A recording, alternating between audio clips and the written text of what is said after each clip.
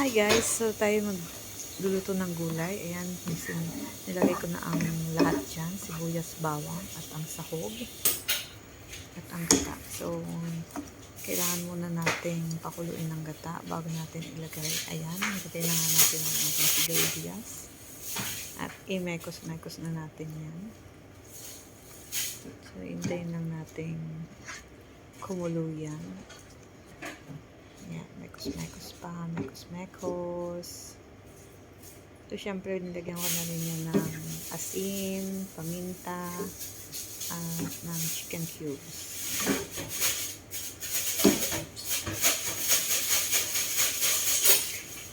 Pwede natin kumulo. Ayan, kumulo na siya.